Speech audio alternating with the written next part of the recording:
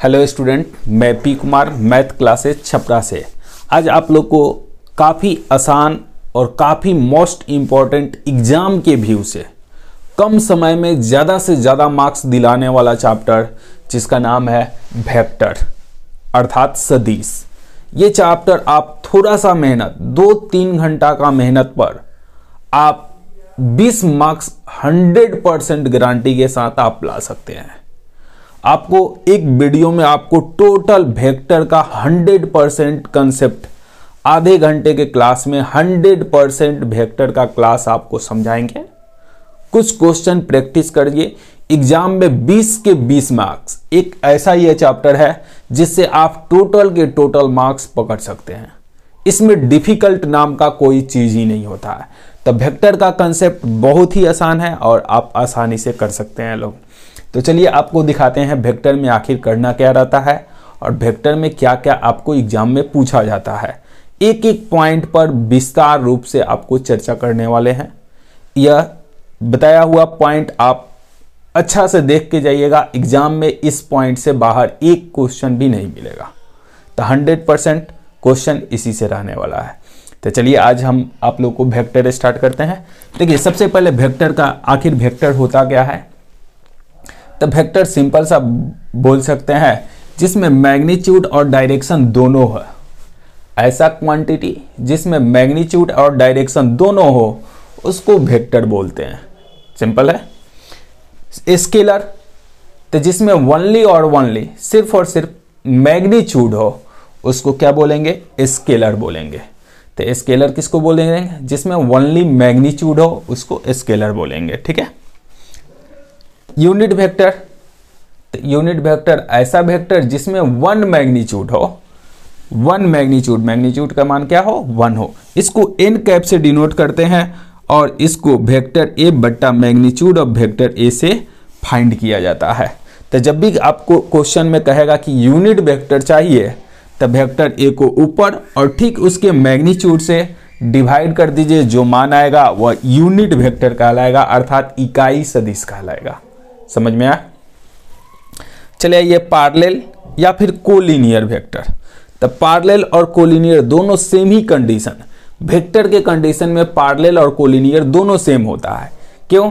क्योंकि वेक्टर के कंडीशन में एक वेक्टर को उठाकर दूसरे वेक्टर पर शिफ्ट कर सकते हैं। एक वेक्टर को उठाकर दूसरे जगह तीसरे जगह ले जाया जा सकता है। तो ये वेक्टर आपको देखिए पैरेलल दिख रहा है। हम चाहेंगे तो इसको उठाकर ये ए पर ही फिट कर देंगे। तो जब एक ही पर आ जाएगा तो कोलिनियर, और सामने है तो पैरेलल। तो कोलिनियर और पैरेलल दोनों वेक्टर क्या हो जाता है, सेम ही हो जाता है। कब? जब वेक्टर का कंडीशन रहता है तब। ठीक है। तो इस वेक्टर को ए बराबर टी वेक्टर बी के रूप में लिखते हैं। ये दोनों वेक्टर एक दूसरे के आमने सामने रहता है। तो इस वेक्टर को लिख सकते हैं, ये जो ऊपर वाला वेक्टर है इसके लगभग 1.5 गुना है। ये वेक्टर क्या है, तो ये टी जो है वह 1.5 गुना, 2 गुना, 4 गुना, 10 गुना, 20 गुना, -5 गुना। डायरेक्शन अगर अलग अलग है तो निगेटिव को दर्शाएगा और डायरेक्शन सेम है तो पॉजिटिव को दर्शाएगा। तो ये टी के रूप में आप दर्शा सकते हैं। तो वेक्टर ए बराबर टी वेक्टर बी के रूप में क्यों लिख सकते हैं, बात समझ में आ। तो जब भी आप लोग को पैरेलल और कोलिनियर का कंसेप्ट हो तो दो वेक्टर को टी के रूप में दिखाना रहता है। वेक्टर के आई जे के का कंसेप्ट सेम ही रहेगा, सिर्फ कांस्टेंट आपको अलग अलग मिलेगा। 2 गुना मिलेगा, 3 गुना मिलेगा, 3/2 गुना मिल सकता है, 4/5 गुना मिल जाएगा। तो जब भी आपको पैरेलल या कोलिनियर का है तो इस कंसेप्ट को आप लोग को फॉलो करना है। ठीक है। चलिए ये लोग इक्वल वेक्टर, समान सदिश। तो समान सदिश के कंडीशन में क्या होता है, मैग्नीट्यूड और डायरेक्शन दोनों सेम होता है। मैग्नीट्यूड भी सेम होना चाहिए और डायरेक्शन भी सेम होना चाहिए। तो इक्वल वेक्टर के कंडीशन में मैग्नीट्यूड और डायरेक्शन दोनों सेम होता है। तो देखिए डायरेक्शन भी सेम है और साथ में मैग्नीट्यूड भी। मैग्नीट्यूड ऐसे दर्शाया जाता है और डायरेक्शन यूनिट वेक्टर जो दर्शाते हैं, unit vector responsible for direction. अर्थात यूनिट वेक्टर किसके लिए रिस्पॉन्सिबल होता है, डायरेक्शन के लिए रिस्पॉन्सिबल होता है। ठीक है। उसके बाद लास्ट पॉइंट आ जाता है इसमें को यूनिशियल वेक्टर। तो ऐसा वेक्टर जो एक ही बिंदु से शुरू हो। All vector start A point is called को यूनिशियल वेक्टर। तो तो इसमें देखिए सारा वेक्टर एक ही वेक्टर से एक ही पॉइंट से स्टार्ट हो रहा है, तो इन सभी को बोल सकते हैं हम लोग को यूनिशियल वेक्टर है। अर्थात हम लोग का वेक्टर देखिए ए वाला स्टार्ट हुआ है तो वेक्टर ए, बी वाला देखिए इंड कर रहा है तो इंड करने वाला नहीं स्टार्ट करने वाला, तो वेक्टर सी हो जाएगा और वेक्टर डी हो जाएगा। इन सभी को बोल सकते हैं आर को यूनिशियल वेक्टर, सह आदिम वेक्टर बोल सकते हैं, सह आदिम सदिश बोल सकते हैं किसको, को यूनिशियल वेक्टर को। ठीक है, उसके बाद आ जाइए, ये इस तरह का कोई वेक्टर दे देगा आपको, इस तरह का क्वेश्चन, कितना क्वेश्चन आपको एग्जाम में पूछा जा चुका है। इस तरह का वेक्टर दे देगा और आपसे कहेगा मैग्नीट्यूड फाइंड करिए, तो मैग्नीट्यूड के लिए क्या, रूट अंडर ए स्क्वायर बी स्क्वायर सी ए स्क्वायर। इस तरह का वेक्टर दे देगा, आपसे कहेगा कि डायरेक्शन रेशियो फाइंड करिए, तो coefficient of I, coefficient of J, coefficient of के, इसको बोलते हैं डायरेक्शन रेशियो ऑफ वेक्टर्स। किसको, आई जे के गुणांक को। डायरेक्शन कोसाइन पूछ देगा कि डायरेक्शन कोसाइन का मान बताइए, तो डायरेक्शन कोसाइन के लिए क्या कर सकते हैं, ए अब बट्टा में मैग्नीट्यूड, तो इसको बोल देंगे कॉस अल्फा, इसको एल से डिनोट किया जाता है। फिर बी बट्टा मैग्नीट्यूड, इसको बोलेंगे कॉस बीटा है, इसको एम से डिनोट किया जाता है। सी बट्टा मैग्नीट्यूड, इसको कॉस गामा, अर्थात इसको एन से डिनोट किया जाता है। ये रिलेशन इन तीनों में मिलता है, L square M square N square बराबर 1। आपको क्वेश्चन में भी एग्जाम में भी पूछा जा चुका है, कितना बार ऑब्जेक्टिव के रूप में दे देता है, L square M square N square का मान बताइए, तो मान क्या होता है, 1 होता है, याद रखेंगे। चलिए, ये दो वेक्टर दो पॉइंट दे दिया है, एक पॉइंट ए दे दिया है, एक पॉइंट बी दे दिया है। इस तरह के कंडीशन में, हाँ देखिए, इस तरह के कंडीशन में आपको यूनिट वेक्टर भी पूछा जा सकता है, तो यूनिट वेक्टर के लिए ये कंसेप्ट यूज कर लीजिएगा, वेक्टर ए अब बट्टा मैग्नीट्यूड को नीचे रख दीजिएगा, तो यूनिट वेक्टर भी इस तरह का कंसेप्ट देकर पूछा जा चुका है। ठीक है, हाँ दो वेक्टर ए और बी दिया हुआ है, इसमें आपसे ए और बी देकर आपको वेक्टर ए बी फाइंड किया जा सकता है। क्वेश्चन में कहेगा वेक्टर ए बी का मान बताइए, तो vector B minus vector A कर दीजिएगा, तो वेक्टर ए बी मिल जाएगा। हाँ, आपसे क्वेश्चन पूछा जा सकता है कि दूरी फाइंड करिए, डिस्टेंस, तो जैसे डिस्टेंस कहेगा तो मैग्नीट्यूड ले लीजिएगा, जो वेक्टर मिलेगा उसका मैग्नीट्यूड निकाल दीजिएगा, वह ए बी का क्या कहलाएगा, डिस्टेंस कहलाएगा। बात समझ में, तो डिस्टेंस का बात करेगा तो आपको मैग्नीट्यूड लेना पड़ेगा। ठीक है, क्वेश्चन में इस तरह का दो पॉइंट दे सकता है और आपसे कहेगा कि मिड पॉइंट बताइए, मिडिल पॉइंट बताइए, मध्य बिंदु, तो मध्य बिंदु कैसे फाइंड किया जा सकता है, तो दोनों को ऐड करके बाई 2 कर देंगे, तो दोनों को ऐड करेंगे अब बाई 2, तो ये आ जाएगा क्या, मिडिल पॉइंट मिल जाएगा। बात समझ में। उसके बाद अंतः विभाजन, तो अंतः विभाजन के कंडीशन में करता है फर्स्ट वेक्टर को फर्स्ट रेशियो को लेकर सेकंड में गुना कर देना है और सेकंड रेशियो को लेकर फर्स्ट में गुना कर देना है, तो ये हो जाता है इंटरनल डिवीजन। तो क्वेश्चन आपसे पूछा जा सकता है कि इंटरनल डिवीजन फाइंड करिए, अंतः विभाजन फाइंड करिए, तो फर्स्ट रेशियो को सेकंड में गुना और सेकंड रेशियो को फर्स्ट में गुना और ऐड कर देंगे तो यह इंटरनल डिवीजन हो जाएगा। और सब्सट्रैक्ट कर देंगे, एक्सटर्नल डिवीजन के कंडीशन में क्या होता है ना, ये पॉइंट बाहर कट करता है, ये जो P अंदर दिख रहा है ये क्या चल जाएगा बाहर, फर्स्ट रेशियो M हो जाएगा, सेकंड रेशियो N हो जाएगा। तो इस तरह के कंडीशन में फर्स्ट रेशियो को सेकंड में गुना, अब बीच में माइनस हो जाता है, तो एक्सटर्नल डिवीजन के कंडीशन में बीच में क्या कर लेना है, माइनस, और नीचे भी माइनस, तो माइनस लगा रहेगा तो एक्सटर्नल डिवीजन, अब प्लस लगा रहेगा तो इंटरनल डिवीजन। तो ये था आप लोग को फर्स्ट एक्सरसाइज पॉइंट से कंसेप्ट, पॉइंट के जो भी कंसेप्ट पर आधारित क्वेश्चन था वो आपको बताया वेक्टर में। तो ये वेक्टर में इतना सारा पॉइंट अगर क्लियर रखिएगा, आप लोगों को कुछ क्वेश्चन भी दिखाएंगे कि इस पर क्वेश्चन किस टाइप का क्वेश्चन पूछा जा चुका है, किस टाइप से क्वेश्चन पूछता है, उन सभी क्वेश्चन को भी प्रैक्टिस कराएंगे। तब तक ये सारा कंसेप्ट आप लोग क्लियर रखिए। उसके बाद आप लोग को नेक्स्ट पॉइंट है वह स्केलर, अगला जो पॉइंट है वह स्केलर दो सदिशों का अदिश गुणन, scalar product of two vector बताएंगे। तो इसके बाद वाला कंसेप्ट में आपको बताएंगे scalar product of two vector. ठीक है। उसके बाद क्रॉस प्रोडक्ट या vector product of two vector, मतलब एक ही वीडियो में आपको 100% वेक्टर का कंसेप्ट आपको देंगे। वीडियो को आप लोग देखते रहिए, बेहतर लगता है, अच्छा लगता है तो अपने करीबी जो भी आपके कांटेक्ट में है उन सभी को जरूर शेयर करिए, ठीक है।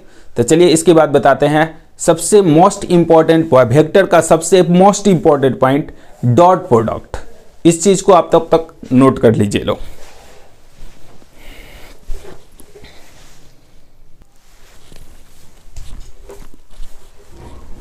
चलिए देखिए लोग, अब आप लोगों को बताते हैं डॉट प्रोडक्ट या फिर इसको स्केलर प्रोडक्ट भी बोल सकते हैं। इसको स्केलर प्रोडक्ट या फिर डॉट प्रोडक्ट भी बोल सकते हैं। डॉट प्रोडक्ट या scalar product of two vectors. Exam में इससे काफ़ी ज़्यादा क्वेश्चन आपको देखने को मिलेगा, ठीक है। तो चलिए ध्यान से देखिए लोग कि डॉट प्रोडक्ट में करना क्या रहता है।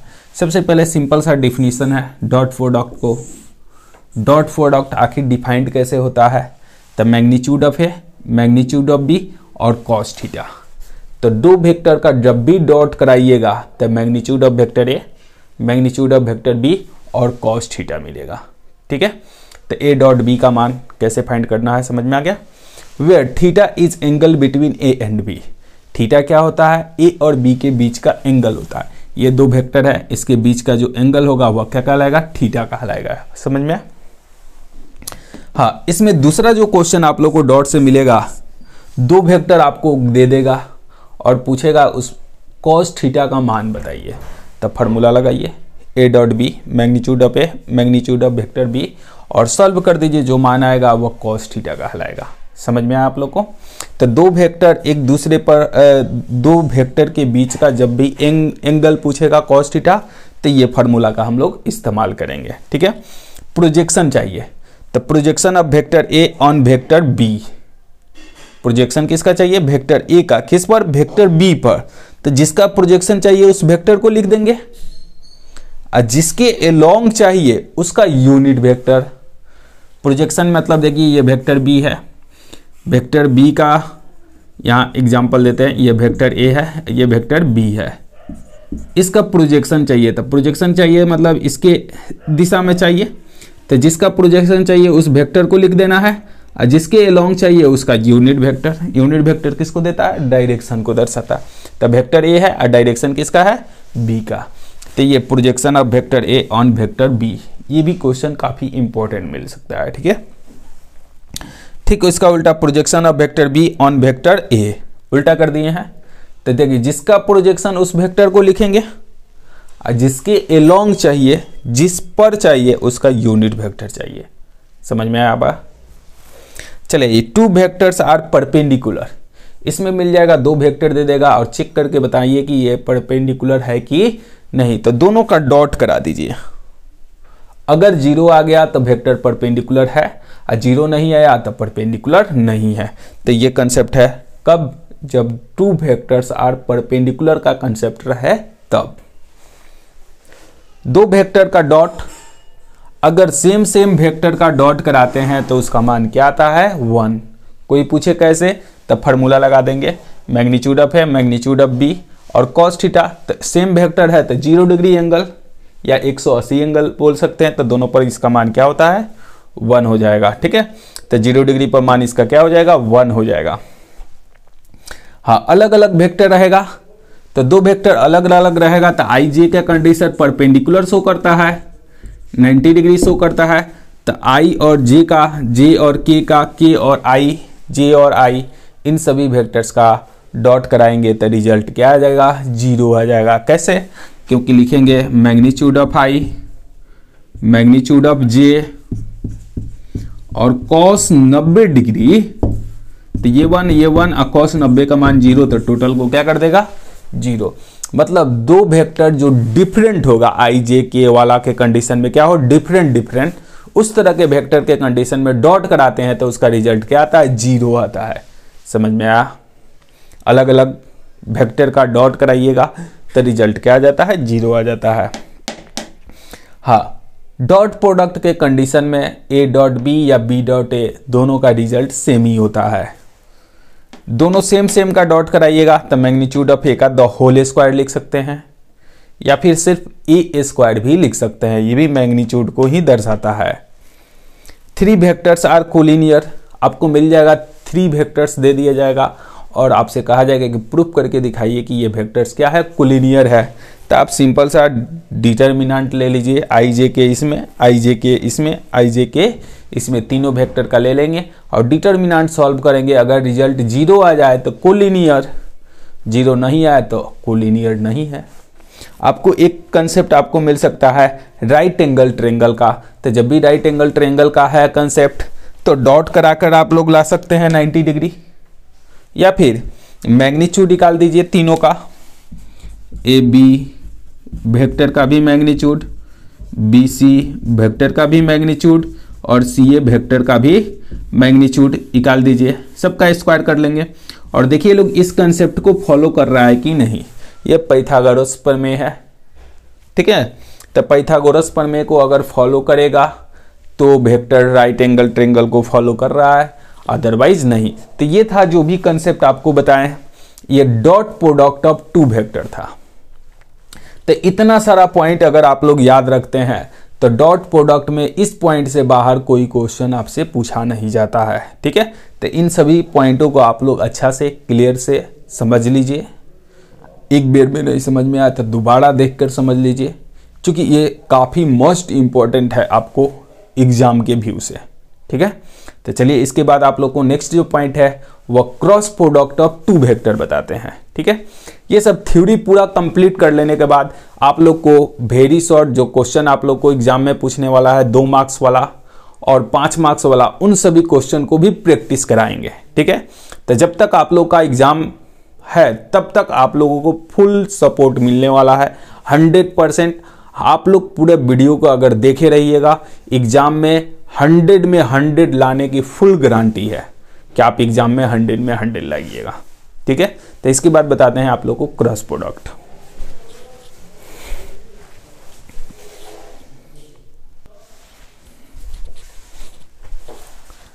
चलिए देखते हैं लोग क्रॉस प्रोडक्ट ऑफ 2 वेक्टर।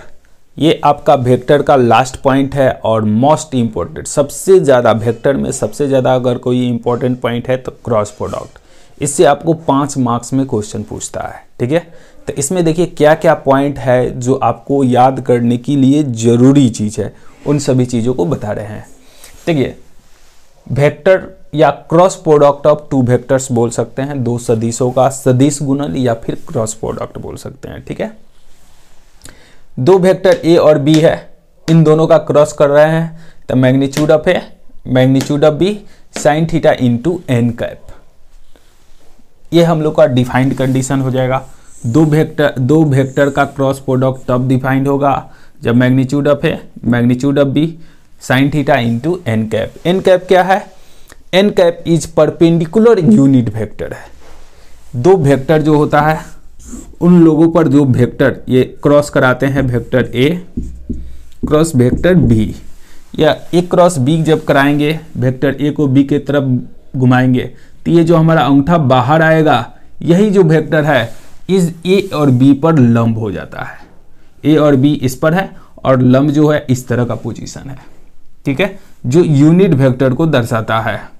ये जो वेक्टर होगा हम लोग का यूनिट वेक्टर को दर्शाएगा। बात समझ में?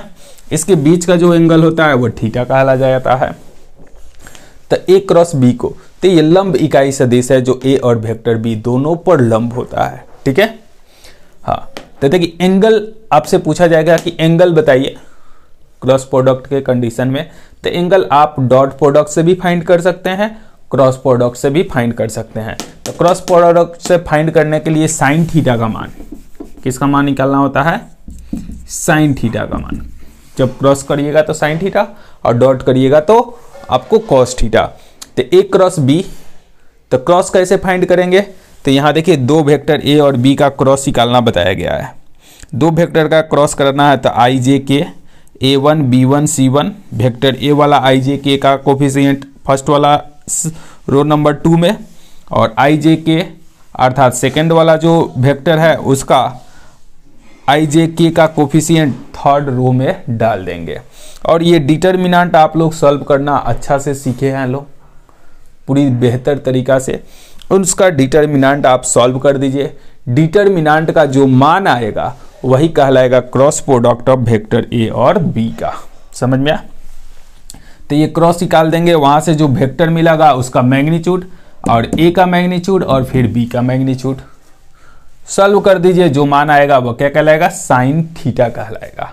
ठीक है, कुछ जया इसको बोल सकते हैं। ठीक है, चलिए आ जाइए लोग। कुछ जया नहीं, केवल जया बोल सकते हैं। ठीक है, परपेंडिकुलर यूनिट वेक्टर लंब इकाई सदिश आपसे कह दे क्वेश्चन में कि लंब इकाई सदिश फाइंड करिए। दो वेक्टर ए और बी दे दे और कह गया क्या कि लंब इकाई सदिश, तो एन कैप बराबर वेक्टर ए और बी का क्रॉस करना है। तो जब भी क्रॉस करना होगा ये काम करना है, आई जे के वाला। ठीक है, और उसका मैग्नीट्यूड वाला नीचे, और जो मान आएगा वह चीज क्या कहलाएगा? लंब इकाई सदिश कहलाएगा। दो वेक्टर का लंब इकाई सदिश कहलाएगा। टू वेक्टर्स आर पैरेलल, जब भी आपको क्वेश्चन में टू वेक्टर्स पैरेलल का कंडीशन आ जाए समझ जाइए क्रॉस इक्वल टू क्या होगा? 0। परपेंडिकुलर कहे तो डॉट इक्वल टू 0, और क्रॉस कहेगा पैरेलल कहेगा तो क्रॉस इक्वल टू 0। क्लियर है कंसेप्ट?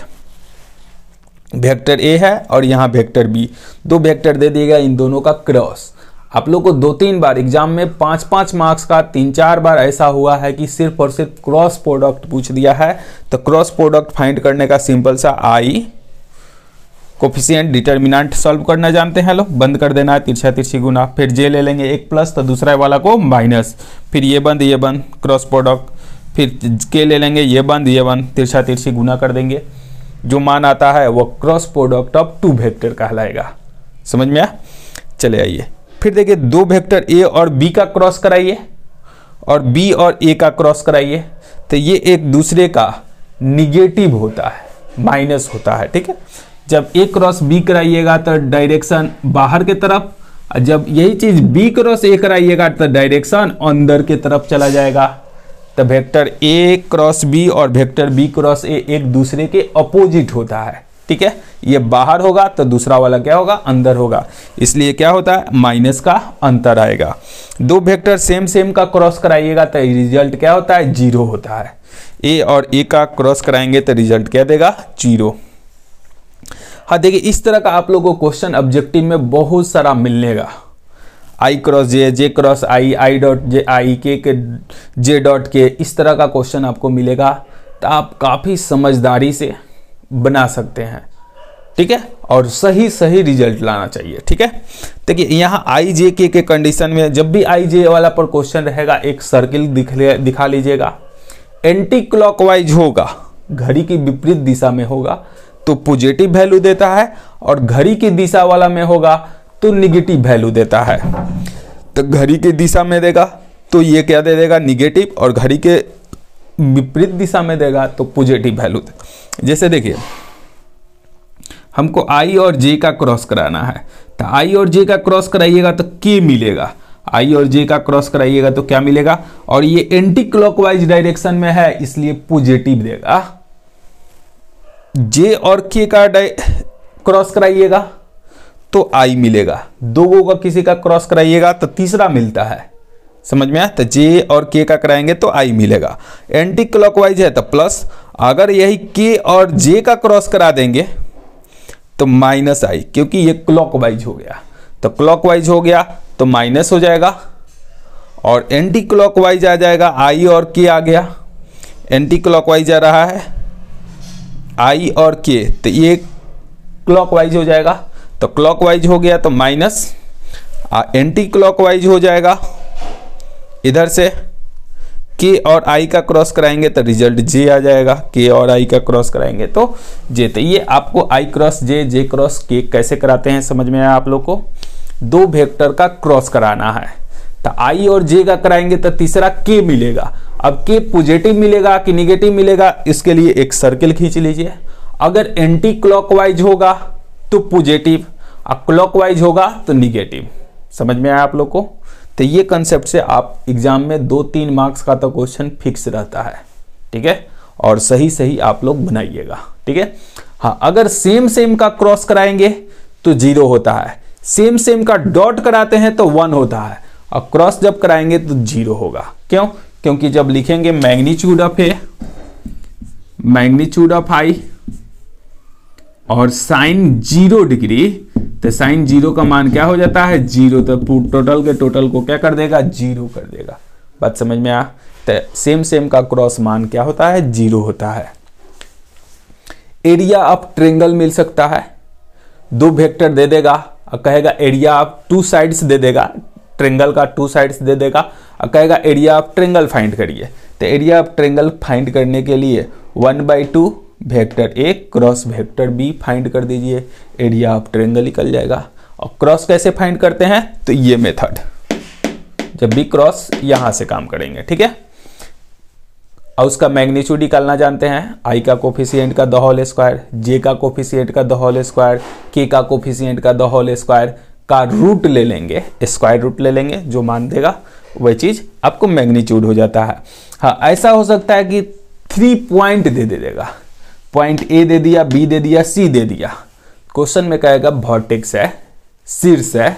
तो इस तरह के कंडीशन में आपको ए बी निकाल लीजिए तो एक साइड हो गया, ए सी निकाल लीजिए तो दूसरा साइड निकल जाएगा, बी सी भी निकाल सकते हैं, कोई भी 2 साइड निकाल लीजिएगा और फार्मूला में डाल दीजिए। दोनों का क्रॉस कराना है तो फिर डिटर्मिनेंट की तरफ चले जाएंगे, यहां से क्रॉस करके आएंगे, उसका मैग्नीट्यूड निकाल देंगे, 1/2 करेंगे, एरिया ऑफ ट्रायंगल फाइंड हो जाएगा। समझ में आ?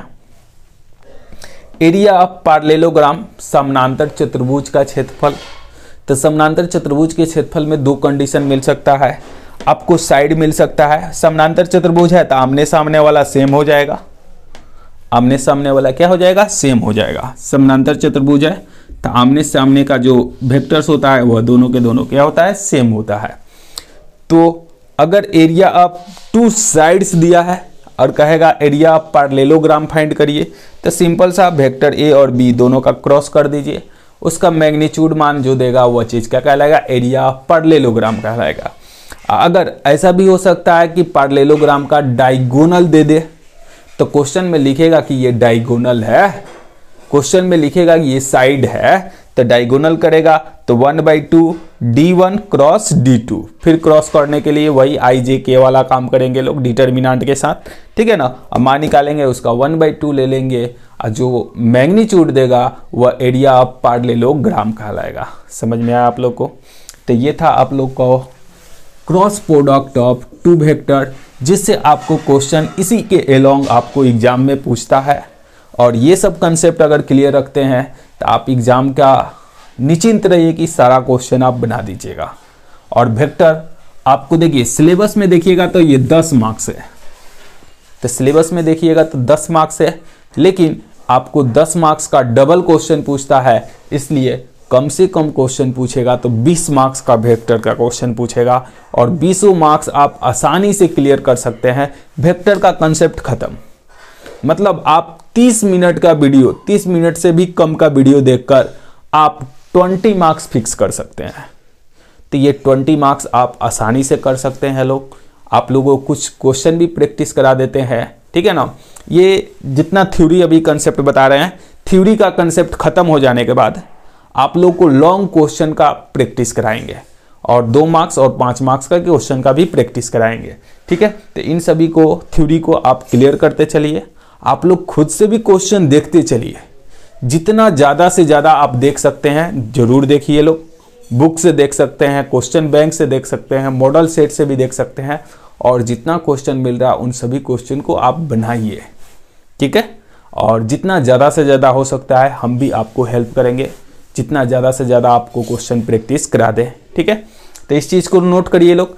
तब तक कुछ क्वेश्चन का आपको जो खास जो एग्जाम में पूछा जा चुका है उसका कलेक्शन आपको दिखाते हैं कि कैसे क्वेश्चन एग्जाम में पूछता है वेक्टर से।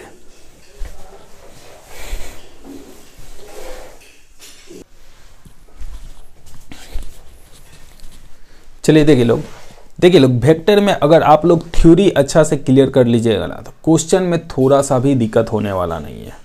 सब कंसेप्ट पर ही क्वेश्चन पूछने वाला है। जो थ्योरी आपको बताया है उसको अच्छा से देख लीजिए, और आप लोग 10 साल 12 साल का क्वेश्चन बैंक पलट के देख लीजिए, सारा के सारा क्वेश्चन सिर्फ और सिर्फ थ्योरी पर ही पूछा है। चलिए यहाँ दिखाते हैं ये देखिए दो वेक्टर ओ ए और ओ बी दे दिया है, वेक्टर ए बी पूछ रहा है। तो ए बी वेक्टर के लिए बताया है second O B minus O ए वेक्टर, सेकेंड माइनस फर्स्ट कर देना है। मतलब ये सेकेंड 3i में से 2i घटेगा तो i बचेगा, 3j में से 5 घटेगा तो j बचेगा, और 5k में से 2 घटेगा तो माइनस माइनस क्या हो जाएगा प्लस, अर्थात 7, अर्थात ऑप्शन नंबर 1 ही है। तो वेक्टर सेकंड माइनस फर्स्ट कर देना है। जब भी क्या निकालना हो A B B C P Q जो भी निकालना हो तो सेकंड माइनस फर्स्ट कर दीजिएगा। सिंपल सा 2017 में पूछा हुआ क्वेश्चन है। ये देखिए 16 में भी 19 में भी पूछा है, डॉट कर देना है ए डॉट बी। अभी बताया डॉट के कंडीशन में आगे पीछे करने से कोई चेंजिंग नहीं होता है, तो ये ऑप्शन गलत है, माइनस हो गया है। ए डॉट बी, यहाँ बी डॉट ए होगा ऑप्शन में, बी डॉट ए। तो डॉट के कंडीशन में आगे पीछे करने से कोई चेंजिंग नहीं हो, ऑप्शन नंबर बी हो जाएगा। ये देखिए 16-19 दोनों में पूछा है। यहाँ देखिए ए क्रॉस ए, तो बताया है ए क्रॉस ए कराइएगा तो मैग्नीट्यूड ए देगा, क्रॉस नहीं सेम का क्रॉस कराइएगा तो 0, और 0 में वेक्टर बी से गुना करेंगे तो रिजल्ट क्या हो जाएगा, समझ में आया। तो सेम का क्रॉस का मान क्या होता है 0 होता है, तो बस सी ऑप्शन मारेंगे। आई डॉट जे, तो सेम का डॉट कराते हैं तो 1, और ये डिफरेंट डॉट कराए हैं तो आंसर क्या मारेंगे 0 मारेंगे। सिंपल सा कंसेप्ट है। देखिए सेम का क्रॉस करा रहे हैं तो सेम का क्रॉस का मान भी 0 होता है। ऑप्शन इसका छूट गया है, यही ऑप्शन मार लीजिए इसमें भी। तो सेम का क्रॉस कराते हैं तो रिजल्ट क्या होता है 0 होता है, और अलग अलग का डिफरेंट का डॉट कराते हैं तब मान 0 होता है। चलिए ये लोग ये देखिए vector a plus B plus C equal to 0 दिया है, और a का मान दे दिया magnitude of a, magnitude of b, magnitude of c, a dot b, b dot c, c dot a का मान पूछ रहा है। तो देखिए इसका स्क्वायरिंग करना पड़ेगा, vector a plus vector b plus vector c का द होल स्क्वायर। आप लोग पढ़े हैं लोग, मैग्नीट्यूड ऑफ a का स्क्वायर, मैग्नीट्यूड ऑफ b का स्क्वायर, मैग्नीट्यूड ऑफ c का square two a dot b dot c और c डॉट a, ये हो गया फॉर्मूला। अब देखिए इसका मान दे दिया है, कितना दे दिया है जरा देखिए। अब पहले मैग्नीट्यूड का भी मान दिया है, तो ये 0 का स्क्वायर हो जाएगा, स्क्वायर करिएगा ना। a का मान यहां से रख लीजिए, 3 का स्क्वायर, 4 का स्क्वायर, 5 का square, a dot b dot b, b dot c और c डॉट a। ठीक है, सॉल्व कर दीजिए लोग।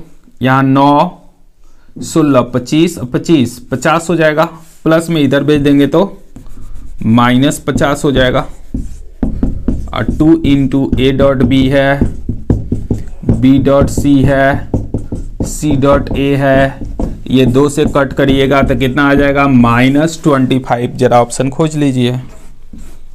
तो कैसे ये फाइंड किए समझ में आया। तो इसका द होल स्क्वायर कर देंगे और जो मान दिया है उस मान को रख देंगे, सॉल्व करेंगे, जो मान आएगा आंसर टिक कर लेंगे। ये देखिए magnitude vector A, vector B, vector C, ये स्केलर 3 प्रोडक्ट ऑफ स्केलर है। ठीक है, 3 प्रोडक्ट वाला है, ठीक है ना। तो इसका फॉर्मूला भी होता है वेक्टर ए क्रॉस बी और डॉट कर दीजिए वेक्टर्स, डॉट किससे कर दीजिए जेड से कर दीजिए। ठीक है, तो फर्स्ट दोनों का डॉट क्रॉस ले लेना होता है और तीसरे का क्या ले लेना है डॉट ले लेना है, और सॉल्व कर दीजिए। तो देखिए हम लोग को इसका कोई ज़रूरत नहीं है, इसका हम लोग को कोई ज़रूरत नहीं है। आपको फार्मूला बता दिए कि ट्रिपल प्रोडक्ट अगर मिल जाए तो ये फार्मूला आप तोड़ सकते हैं। इस तरह का भी क्वेश्चन आपको मिल सकता है।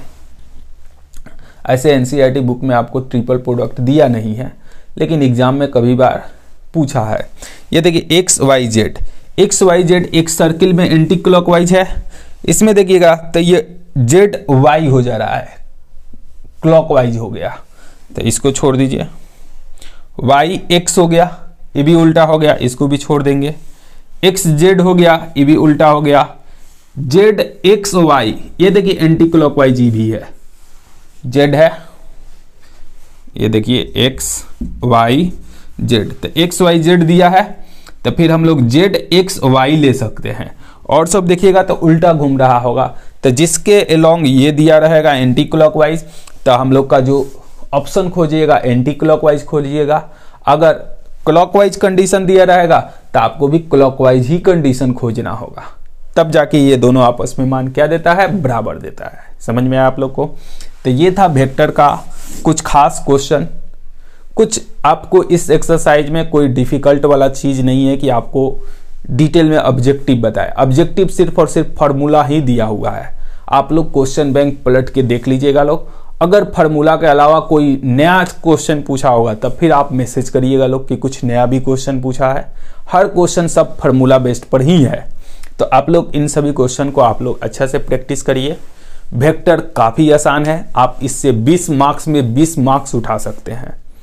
तब इसके बाद बचा हुआ जो चैप्टर है 3D, अगला जो नेक्स्ट हम लोग का एक्सरसाइज है वो 3D का कंसेप्ट इसके नेक्स्ट वीडियो में बताएंगे। तब तक के लिए आप लोग जितने अपने यार दोस्त जितना भी है लोग, उन सभी के पास आप वीडियो को जरूर शेयर करिए लोग। जितना ज़्यादा शेयर करिएगा उतना ही आपके दोस्तों से लेकर हर किसी को फायदा होगा। तो आपको वीडियो शेयर करने में कुछ ज़्यादा नहीं है, इसलिए ज़रूर शेयर करिए लोग। ठीक है, मिलते हैं अब नेक्स्ट वीडियो में। और तैयारी ईमानदारी से करिए लोग। एक मेहनत करना, बिना मेहनत के कुछ भी नहीं मिलने वाला है। यही समय है जो आप मेहनत करके अपने आप को बेहतर बना सकते हैं। तो जब तक एग्ज़ाम है तब तक हम आपके साथ हैं। तो आप लोग इस कंडीशन को बेहतर बनाते रहिए, ठीक है ना। तो मिलते हैं हम लोग नेक्स्ट वीडियो में।